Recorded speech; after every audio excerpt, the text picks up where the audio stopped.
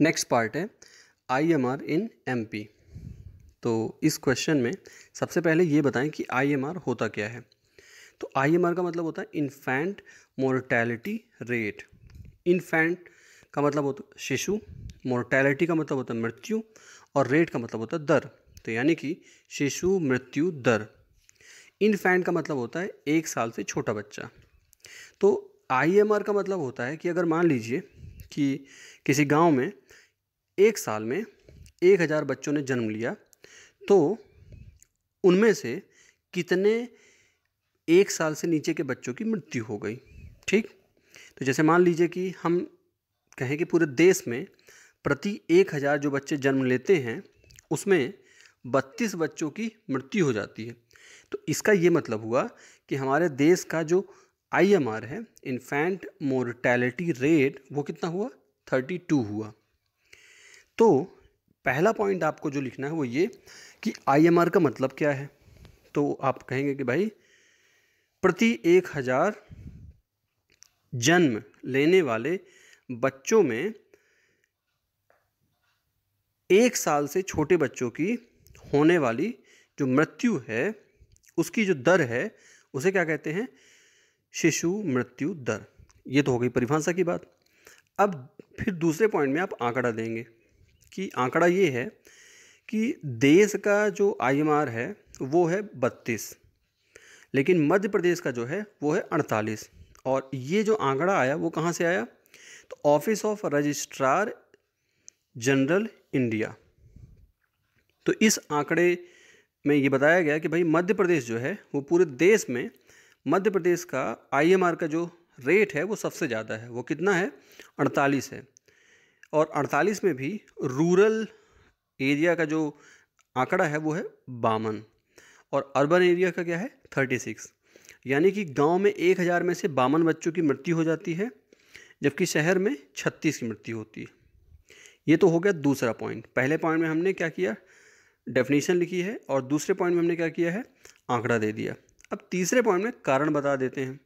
तो इसका एक कारण है कि प्री मैच्योर डिलीवरी, इसमें एक और कारण है इन्फेक्शन, एक और कारण है ब्लड में ऑक्सीजन की कमी, और एक और कारण है कि ट्रीटमेंट में देरी होना। तो इस तरह से आप IMR के बारे में 3 पॉइंट बता देंगे तो ये बिल्कुल परफेक्ट आंसर हो जाएगा। अब बात करते हैं नेक्स्ट पार्ट की। तो ये है बॉन्डेड लेबरर्स इन इंडिया, यानी कि भारत में बंधुआ मजदूर। तो सबसे पहले पॉइंट में हम एक आंकड़ा दे देते हैं, और वो ये है कि इंटरनेशनल लेबर ऑर्गेनाइजेशन की तरफ से जो रिपोर्ट आई उसमें ये बताया गया कि भाई भारत में 1,17,00,000 बंधुआ मजदूर हैं। ठीक, तो ये रिपोर्ट 2014 में आई थी, उसका ये आंकड़ा है। अब ये दूसरा पॉइंट जो है उसमें ये बता दिया जाए कि बॉन्डेड लेबर होता क्या है, बंधुआ मजदूर होता क्या है। तो बंधुआ मजदूर का मतलब ये होता है कि जो डेली वेज वर्कर्स होते हैं उनको यदि किसी ने, जिसके पास कुछ पैसे हैं, गांव के किसी समृद्ध व्यक्ति ने उसे कुछ पैसे दे दिए लेबर को, और हाई इंटरेस्ट रेट है उसका, और यदि वो मजदूर उस पैसे को चुका नहीं पाता है तो उसके बदले में उसको क्या करना होगा, काम करना होगा। और कब तक करना होगा, जब तक वो पैसे नहीं चुका देता है। तो तब तक के लिए वो क्या बन गया, बंधुआ मजदूर। अब क्योंकि उसका इंटरेस्ट रेट इतना ज़्यादा रहता है कि वो एक चक्र की तरह उसमें फंस जाता है, यही है बंधुआ मजदूर। तो पहले पॉइंट में हमने क्या बताया, पहले पॉइंट में हमने आंकड़ा दे दिया। दूसरे पॉइंट में हमने क्या बता दिया, उसमें हमने बता दिया परिभाषा क्या है इसकी।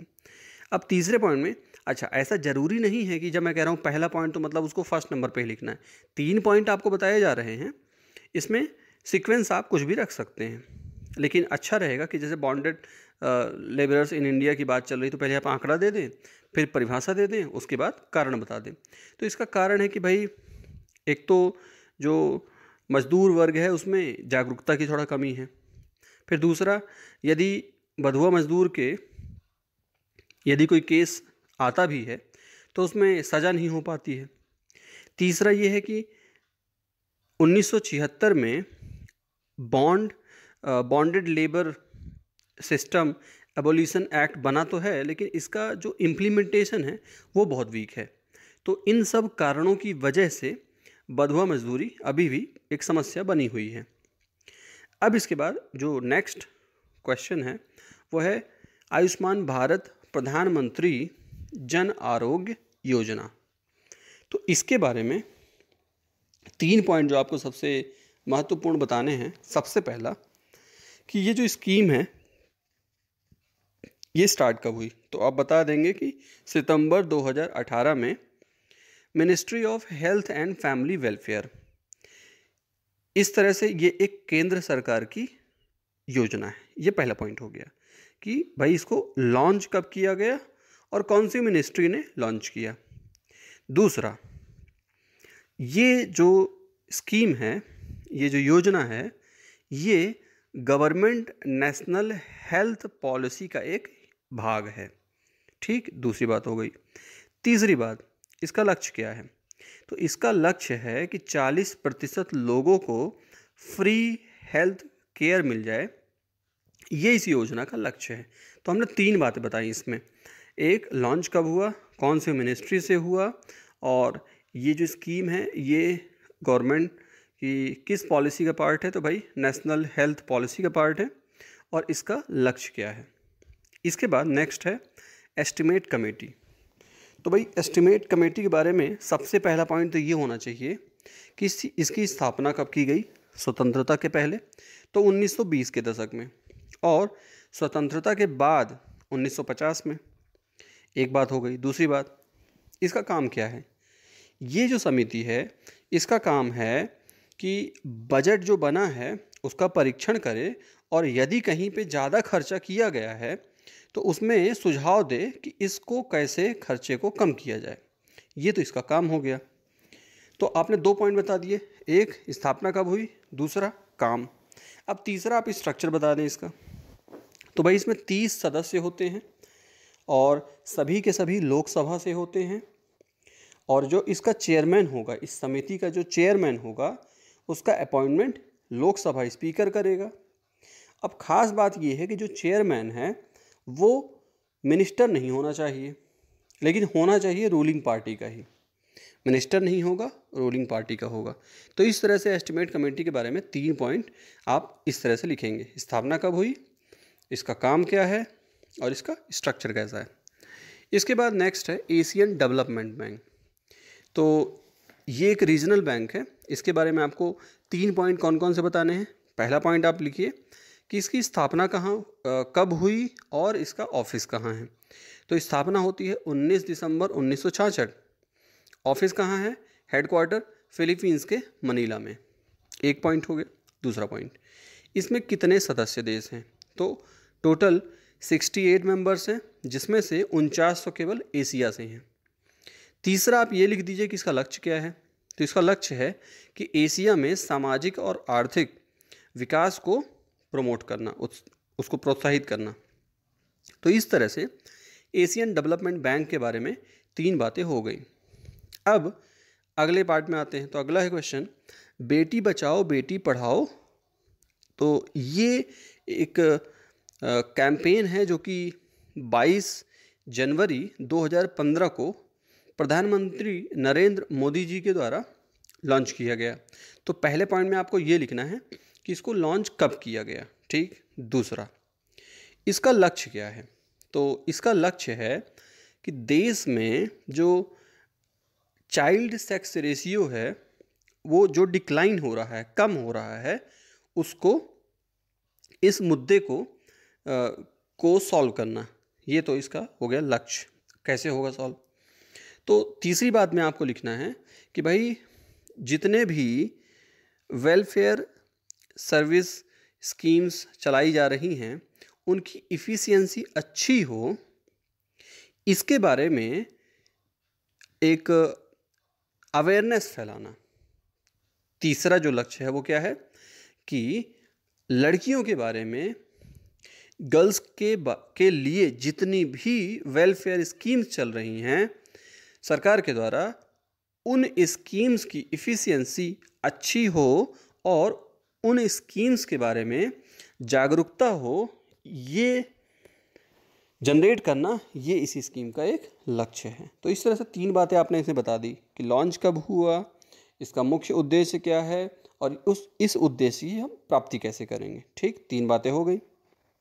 इसके बाद अच्छा, ऐसा नहीं है कि जितने भी मैंने 3 पॉइंट हर टॉपिक के बताए हैं, हो सकता है कि आपने कुछ एक्स्ट्रा पॉइंट लिख दिया हो और जो मैंने पॉइंट नहीं बताया है वो आपने नहीं लिखा हो, तो ऐसा हो सकता है। ठीक, और उसमें हम देख लेंगे कि आपने कौन सा पॉइंट लिखा है और अगर वो वैलिड पॉइंट होगा तो मार्क्स भी आपको मिल जाएंगे।